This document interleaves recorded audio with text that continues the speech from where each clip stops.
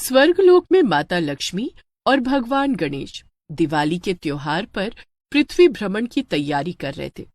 माता लक्ष्मी, दिवाली का त्योहार आने वाला है। इस बार मैं पृथ्वीलोक जाकर अपने भक्तों के साथ दिवाली का त्योहार मनाना चाहता हूँ। भगवान गणेश, मेरी भी बहुत इच्छा है। हम दोनों हर साल दिवाली पर पृथ्वीलोक का भ्रमण करते हैं, लेकिन कभी जमकर पटाखे नहीं चलाए, ना ही दीप जलाया। इस बार मैं भी दिवाली का त्योहार मनाना चाहती हूँ।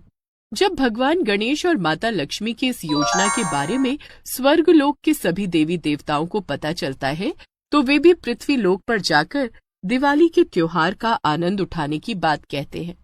मैंने नवरात्रि पर पृथ्वी भ्रमण किया है, लेकिन दिवाली की रौनक कभी नहीं देखी। मैं भी ये दिवाली पृथ्वीलोक पर मनाना चाहती हूँ। दिवाली वाले दिन भगवान गणेश और माता लक्ष्मी अपना रूप बदलकर पृथ्वी पर आते हैं। उनके पीछे पीछे सारे देवी देवता भी अपना अपना रूप बदलकर पृथ्वी पर आ जाते हैं। भगवान गणेश, हमें कहाँ जाना चाहिए? माता लक्ष्मी, मैं भोला के घर जाना चाहता हूँ। भोला और उसकी पत्नी माला मेरे परम भक्त हैं। माला बहुत स्वादिष्ट लड्डू बनाती है।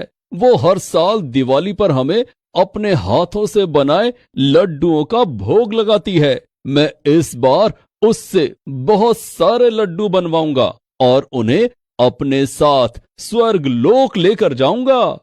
ठीक है भगवान गणेश, हम भोला के घर चलेंगे। सारे देवी देवता जो भगवान गणेश और माता लक्ष्मी के साथ पृथ्वी पर आए थे, वे भगवान गणेश की बात सुन लेते हैं। पुत्र गणेश, सारे लड्डू अकेले खाना चाहते हैं, लेकिन हम ऐसा नहीं होने देंगे। हम भी भोला के घर जाएंगे। सारे देवी देवता अदृश्य रूप में भगवान गणेश और माता लक्ष्मी के पीछे पीछे चलने लगते हैं। भगवान गणेश और माता लक्ष्मी भोला के घर पहुंचते हैं, लेकिन घर में ताला लगा हुआ था।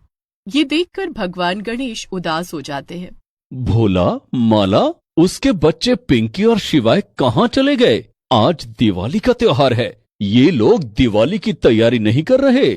भगवान गणेश, हमें चलकर उन्हें ढूंढना होगा। कहीं वे लोग किसी मुसीबत में न फंस गए हों। आप उचित कह रही हैं माता लक्ष्मी। भगवान गणेश और माता लक्ष्मी दोनों भोला और उसके परिवार को ढूंढने लगते हैं। तभी उन्हें एक बहुत बड़ा महल जैसा घर दिखाई देता है। माता लक्ष्मी, मैं बहुत थक गया हूँ। मुझे भूख भी लगी है। क्यों ना हम इस घर में चलें? ये किसी धनवान व्यक्ति का घर लगता है। यहाँ हमें भोजन मिल जाएगा और हम विश्राम भी कर लेंगे। उचित है, चलिए चलते हैं। दोनों उस घर के अंदर जाते हैं, लेकिन वहां का दृश्य देखकर दोनों बेहद दुखी हो जाते हैं। वहां भोला, माला, पिंकी और शिवाय चारों मजदूरी कर रहे थे। चारों के पैरों में बेड़ियां बंधी हुई थी। जल्दी जल्दी काम करो, आज शाम तक मेरा महल हीरे की तरह चमकना चाहिए। मालिक, हमने आपका महल अच्छी तरह साफ कर दिया है। अब तो हमें जाने दीजिए। नहीं, आज दिवाली का त्योहार है। मेरे महल में बड़े बड़े लोग आएंगे। तुम लोगों को उनकी सेवा करनी होगी। मालिक, आपने हमें 1 साल से बंधक बनाकर रखा है। आज हमें मुक्त कर देते तो बड़ी मेहरबानी होती। मालिक, दिवाली के दिन भगवान गणेश और माता लक्ष्मी की पूजा करके हम लोग वापस आ जाएंगे। जब तक तुम लोग मेरा कर्जा नहीं चुका देते, मैं तुम लोगों को कहीं नहीं जाने दूंगा। मालिक, हमारे बच्चों ने आपका क्या बिगाड़ा है? कम से कम इन्हें तो मुक्त कर दीजिए। लेकिन वो सेठ किसी को मुक्त नहीं करता है। ये तो भोला और उसका परिवार है। हमें इनकी मदद करनी होगी।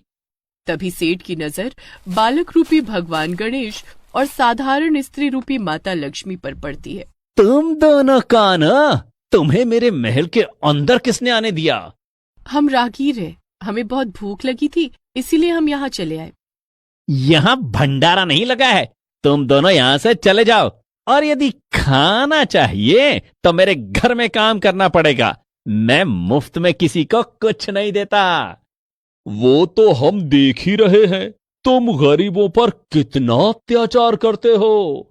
तभी दूसरे देवी देवता जो अदृश्य रूप में भगवान गणेश और माता लक्ष्मी के पीछे पीछे चल रहे थे, उन्हें सेठ पर गुस्सा आ जाता है।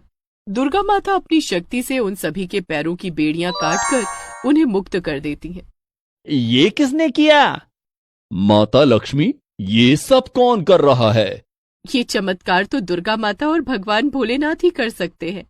तो क्या दुर्गा माता और भगवान भोलेनाथ भी यही हैं?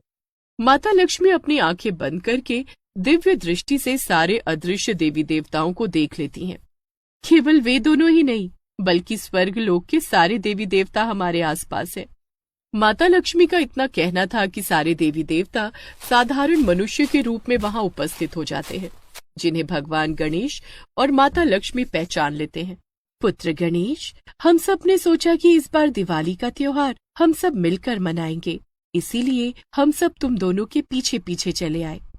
लेकिन पहले सेठ के आतंक से भोला और उसके परिवार को मुक्त कराना होगा। माता लक्ष्मी ने सेठ से उसके सारे धन छिपा लिए। सेठ के महल की जगह पर अचानक एक झोपड़ी आ गई, जिसे देखकर वो रोने लगा। ये क्या हो गया? कौन हो तुम लोग? मेरे साथ ये सब क्या हो रहा है? गरीबों पर अत्याचार करने की यही सजा है। हम तुम्हें तुम्हारे कर्मों की सजा देने आए हैं। तभी भोला हाथ जोड़कर उन सब से कहता है, आप लोग जो कोई भी हैं, आप लोगों ने हमारी बहुत मदद की है। आप लोग बहुत नेक हैं। कृपया करके सेठ जी को क्षमा कर दीजिए और हमारे साथ हमारे घर चलिए। भोला के कहने पर सारे देवी देवता सेठ को क्षमा कर देते हैं और भोला के साथ उसके घर जाते हैं। भोला का घर 1 साल से बंद पड़ा था। माला घर की सफाई करती है।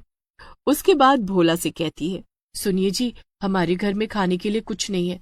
थोड़े से चावल रखे थे, उसमें भी कीड़े लग गए हैं। बच्चों और अतिथियों को क्या खिलाएंगे? उस सेठ ने हमें हमारे काम के पैसे भी नहीं दिए। तभी माता लक्ष्मी कहती हैं, माला, तुम्हारा भंडार भरा हुआ है, जल्दी से हमारे लिए भोजन लाओ। जी, अभी लाती हूँ। माला रसोई में जाती है तो देखती है कि वहां अच्छे अच्छे पकवान बनकर रखे हुए हैं। वो भोला से कहती है, मुझे तो ये लोग साधारण मनुष्य नहीं लग रहे हैं, ये लोग चमत्कारी लोग हैं। तभी दोनों बच्चे पिंकी और शिवाय पकवानों को देखकर उन्हें खाने की जिद करने लगते हैं। माँ, रसोई में कितना सारा खाना रखा है, तुम हमें खाने को क्यों नहीं देती? माँ, हमने कितने दिनों से खाना नहीं खाया। आज दिवाली के दिन हमारे घर में इतनी सारी मिठाइयां हैं, इन्हें खाने को कब दोगी? पिंकी, शिवाय, मैं सबको खाना दूंगी। माला सारे देवी देवताओं, पिंकी, शिवाय को खाना परोसती है। जब सबने खाना खा लिया तब माला ने सारे देवी देवताओं से पूछा, आप लोग कौन हैं? आप लोगों के आने से हमारी दुनिया ही बदल गई। आप लोग साधारण मनुष्य नहीं लगते। कृपया करके हमें सच बताइए। माला और भोला के अनुरोध पर सारे देवी देवता अपने असली रूप में आ जाते हैं।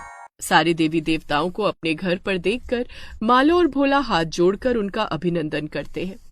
आप सब देवी देवताओं के पावन चरणों के पड़ने से आज हमारी झोपड़ी मंदिर बन गई है। हम धन्य हो गए। लेकिन हम ऐसे ही नहीं जाने वाले भोला। हम लोग तुम्हारे साथ दिवाली मनाकर और माला के हाथों से बने लड्डू खाकर ही जाएंगे। मैं जरूर लड्डू बनाऊंगी। तभी माता लक्ष्मी अपने आशीर्वाद से माला और भोला की झोपड़ी को महल में बदल देती हैं। उनकी तिजोरी धन के भंडार से भर जाती है। ये सब देखकर माला और भोला खुशी से फूले नहीं समाते हैं। माला बाजार जाकर मोदक बनाने का सामान लेकर आती है। वो सबके लिए मोदक बनाती है। मैंने आप सबके लिए लड्डू बनाए हैं। सबको स्वर्गलोक ले जाने के लिए लड्डू और पटाखे दूंगी। माला उन्हें लड्डू और पटाखे देती है। दिवाली मनाने के बाद सारे देवी देवता स्वर्गलोक लौट जाते हैं। सारे देवी देवता स्वर्गलोक पहुंचकर वहां भी दिवाली मनाते हैं। जैसे भोला और उसके परिवार की दिवाली मंगलमय हुई, वैसे ही आपकी दिवाली